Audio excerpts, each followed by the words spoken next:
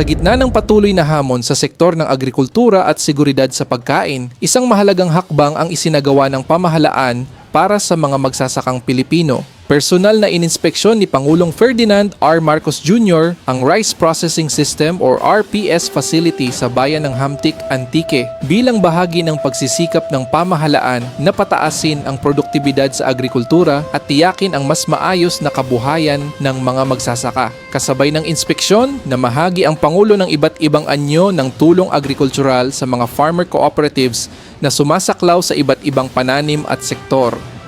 Kabilang dito ang assorted farm inputs at Kadiwa financial grants na nagkakahalaga ng 5 milyong piso para sa LGU ng Hamtic at 1,500,000 piso naman para sa Hamtic Multipurpose Cooperative. Bukod dito, tumanggap din ang iba't ibang farm cooperatives sa lalawigan ng Antique ng farm assistance na nagkakahalaga ng mahigit 32 milyong piso sa ilalim ng Livestock Economic Enterprise Development Program ng Department of Agriculture. Samantala, ang Provincial Local Government Unit ng Antique ay nakatanggap ng mahigit 110 milyong piso sa iba't ibang uri ng farm inputs upang higit pang palakasin ang produksyon ng pagkain sa lalawigan.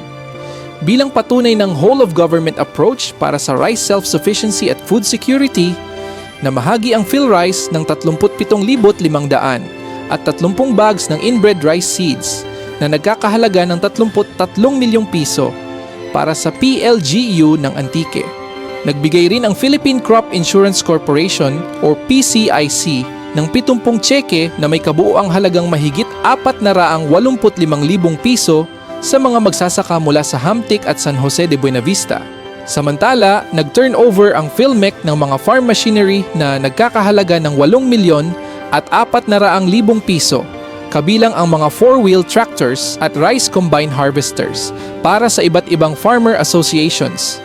Hindi rin naiwan ang sektor ng pangingisda matapos ipamahagi ng BFAR ang 11 unit ng 20-footer fiberglass fishing boats kumpleto sa makina at accessories na nagkakahalaga ng 770,000 piso. Sa pamamagitan ng mga programang ito, patuloy na pinatutunayan ng pamahalaan ang pangako nitong palakasin ang agrikultura, tiyakin ang seguridad sa pagkain, at itaas ang antas ng pamumuhay ng mga magsasakang Pilipino.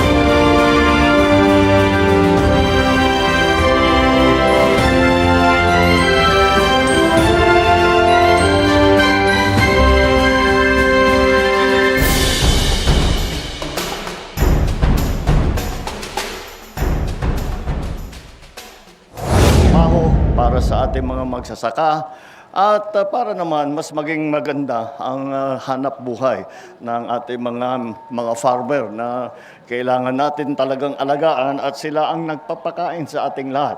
Kaya't kailangan ng ganitong mga klaseng facilities. Kaya't ito po ay hindi lamang isa ito.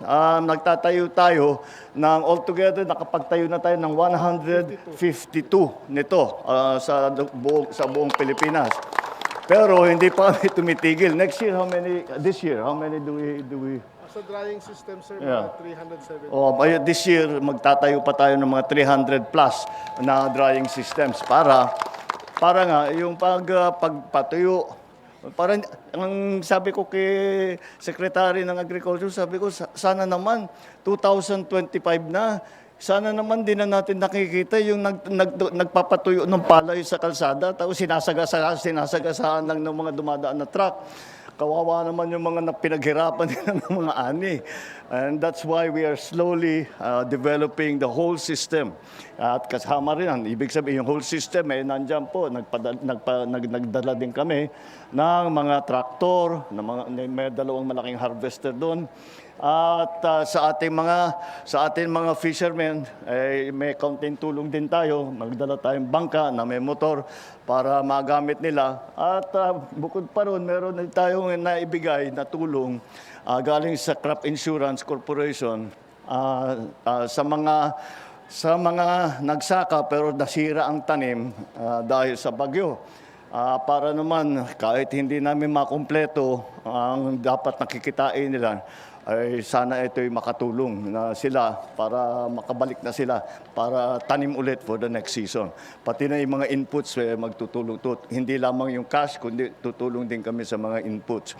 Yan po ang ating mga ginagawa ngayon at sana po, at ako'y nakakatiyak ako, na kapag nasimulan na, pag na-open na ito at nagamit na ito, mararamdaman ninyo kaagad ang mas magandang patakbo, mas madali ang pagpadala ng ating ng bigas natin para sa dadalhin sa palengke. May truck pa pala, may kasama ring truck para doon, para sa lahat ng gamit ninyo, dadalhin nyo sa palengke o kung anong pangangailangan ninyo.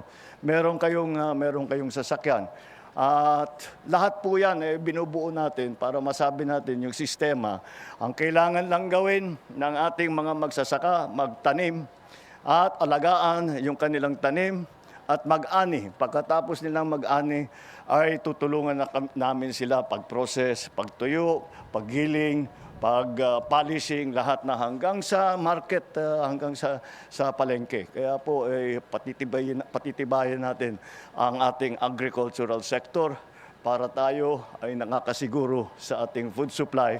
Kung ano man ang mangyari sa buong mundo na nawala ng bigas, tayo dapat magkaroon, lagi tayong merong sapat na bigas. Wala pa tayo ron, pero patuloy ang pagpaganda natin ng ating agricultural sector para naman masasabi na tayo sa Pilipinas we are completely food secure. Maraming salamat. Gandang umaga sa inyo. Tayo po ay nagagalak dahil po tayo po ay isa sa nabigyan ng programa ng ating Pangulo at ng Department of Agriculture. Maraming salamat po Pangulong Bongbong Marcos at sa ating Secretary ng DA, Secretary Laurel, sa pagbigay po ng isang kapaki-pakinabang na programa sa aming bayan ng Tobias Fornier, ang Carabao Multiplier Farm. Ito po ay makakatulong sa ating mga farmers na ma-upgrade ang kanilang mga native na mga Carabao.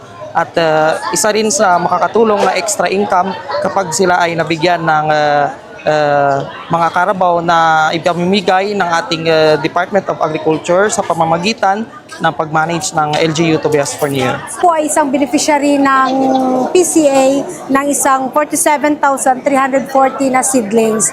Ipinamamahagi po namin ito sa mga kapwa naming coconut farmers para makatulong mapadami ang produksyon dito ng coconut sa aming municipality ng Hamtik. Kasi po ngayon, nagpapatayo po kami ng coco oil mill sa Funda Hamtik at isa po itong mapagkukunan namin ng malaking produksyon sa aming coconut processing. Nagpapasalamat ako sa binigay niya sa amin na mga tulong. Sa ngayon po, marami akong natanggap na tulong galing sa ating DA at sa ating PCA. Dahil po yon sa kay President Bongbong Marcos. Maraming salamat po, President, sa pagpunta mo dito sa Hamti.